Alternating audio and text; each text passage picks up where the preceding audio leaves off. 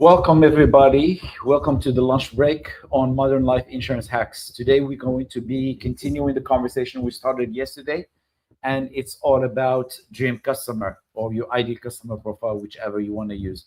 The idea is we want to make sure that we are honing on this topic before we can move on to anything else.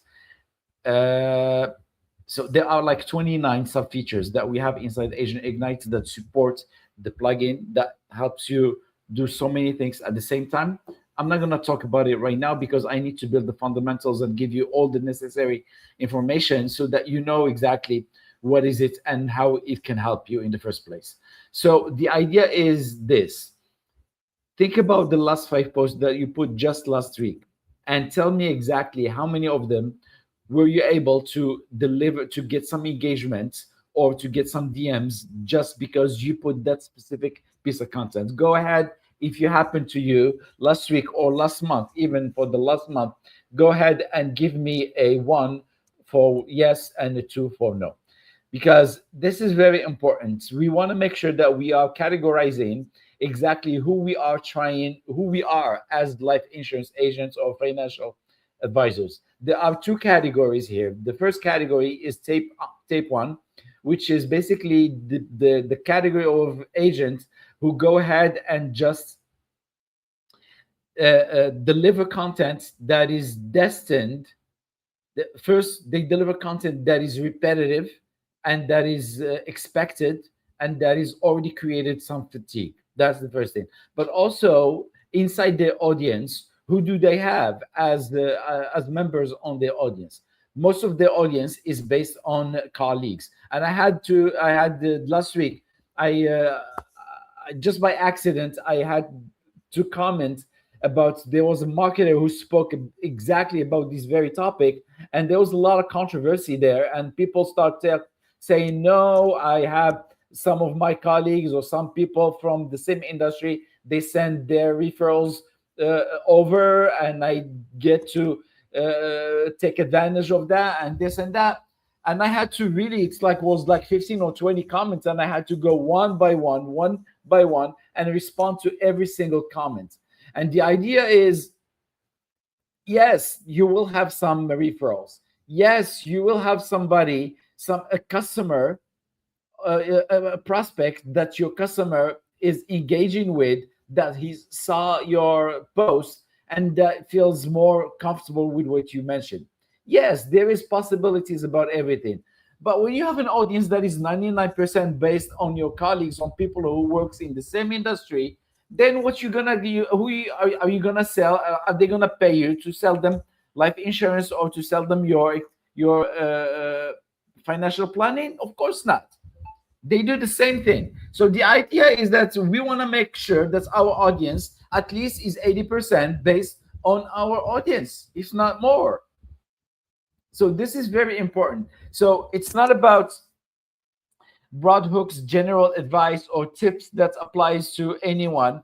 This category gets 99% of the engagement from their colleagues. So it doesn't really make any sense. Now think about the second category, which is type B, which is the people who took the time to go research who is their dream customer, understand exactly what is specific about them. Because when you choose a specific niche, you want to make sure that you have some understanding first about that niche.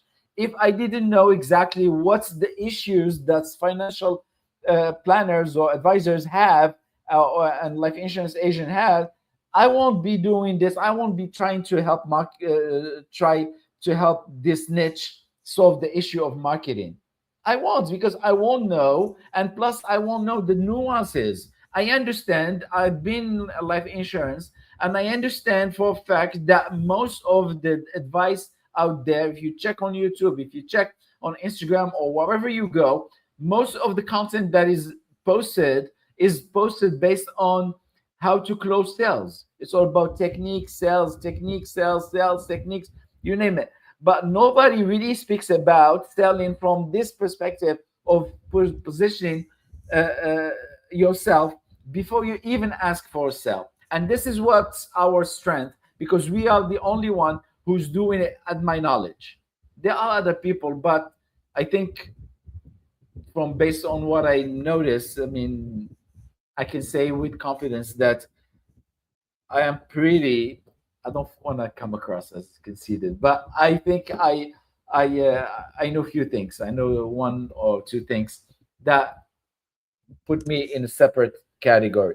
So the idea here is we want to make sure that we are investigating which niche we want. So this needs to be based on understanding exactly the niche, the industry, then understanding having some sort of intimacy with that industry.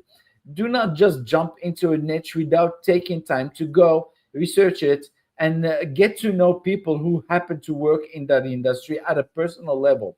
This way you can feel, you can have, you know exactly what does it feel to not have a life insurance. You know exactly where people get frustrated or they get sad or they get in a bad situation. You know exactly what kind of verbiage they use. You know exactly what kind of uh, uh, momentum they go through to be able to make that decision.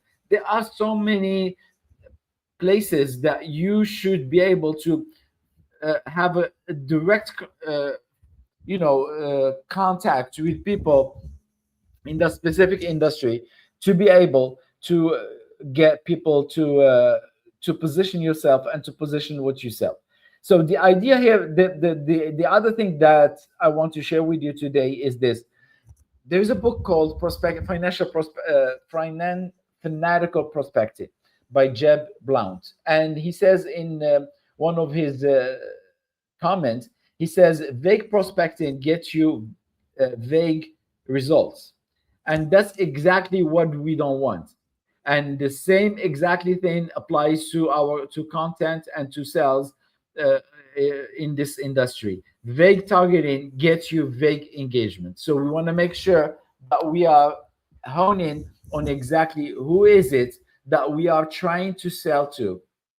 If we can do this, if we can do just this one thing, once you do that, you go and you build an audience strictly based on that specific audience. I can promise you that you will have, out of at least out of 10 people you spoke to, you will have one conversion, one close. And this is a huge start, especially if you are struggling or if you are stuck somewhere. This will give you boost your result in an unprecedented way. So that's the first step, is we want to make sure that we are not being vague. We are not going and targeting by being vague. We are specific in our targeting so that we can get the right engagement. And here I want to share with you what I did recently. I ran this experience while I was using AgentIgnite, and I had to do this experience, and here's what it gave me. Look at this.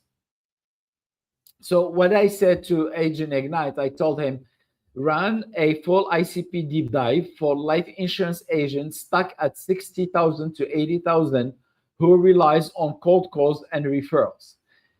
What did AgentIgnite do to start with? He went and he started asking me questions. Again, yesterday I spoke to you, I told you about what I did for the roofers. I chose a niche as a life insurance agent, and I acted like an agent and told AgentIgnite to give me that information. Today, I went and I told AgentIgnite to give me specific information to help me craft a deep dive understanding about who is my target customer. And I gave him just a few indication. I told him normally I should give him more indication, but the only thing I said, they make between 60K and 80K a year. And look what he gave me. He started with the geography, which job title variation they have, what's the sweet spot for years in the industry, where does your dream client, so on and so forth. Then he went on to ask me part two, where are they currently paying for that doesn't fully solve their problems? Who are your top competitors? What's the number one brand or programs they already know about, even if they haven't bought it? So it goes deeper. And the last element goes into the psychographics and asking psychological issues so that he can understand exactly what is it I'm trying to so he can understand the psychology of my dream customer. This way, once I ask him to write me a DM, or once I ask him to write me an email or a post, then he can implement all this information in a subtle way, so that he can deliver patterns. He can break patterns and deliver messages that speaks to that exact customer avatar. I hope that I'm making sense. And the last one, he says, what do you say? What do they say out loud about what's wrong? Use the exact words if you can. What do they think is holding them back? Their surface level diagnoses. What do you know is the real problem, the root cause they can't see? What happened to them in 3 years if nothing changes? The health consequence. What objections come up on the sales calls or in DMs when they hesitate to invest? And so on and so on and so forth. So you get the gist of it. Now, why am I showing you this? Well, I'm showing you this because I want you to get a feel about the power of AgentIgnite, because it's not just enough that you can write content that speaks to the issues and that breaks patterns, then get people to say, raise their hands and say, this is interesting, what are you talking about, please? No, we want to make sure that we are building an audience, and this is my duty to help you understand this and make it clear as possible, so that you can start doing it. Even if you don't get what I have to sell, even if you don't get my support, I don't really care. I would love to hear one day somebody hear me talking about going and investigating who their dream customers and building an audience strictly based on that and getting results, because that will really makes me happy. Okay, so with that being said, I'm going to stop right here. It's 12 minutes since we started. I'm going to stop right here. If you guys have any questions, please make sure to leave them below, or comments. Make sure to leave them below. It helps everybody at the end of the day, and we all can benefit. If you wanted to start your AgentIgnite, we are still, this is the last, I think this is the last month. I'm going to have to increase the price. So if you are ready to jump in, I have to check. I'm not sure, but I have to check. But I'm probably this next week is the last week. So if you are ready, please make sure to comment, so I send you the link. It's only $100, and the benefit you are taking out of it, it's unbelievable. Literally, all your posts are not even don't consider everything that I just mentioned. Just the fact that it's a FINRA compliance, it's something that's amazing. You don't need to worry about anything that you are saying. Everything is already respect the FINRA regulations. Okay, so with that being said, thank you for listening, and I look forward to hearing your questions. Bye bye.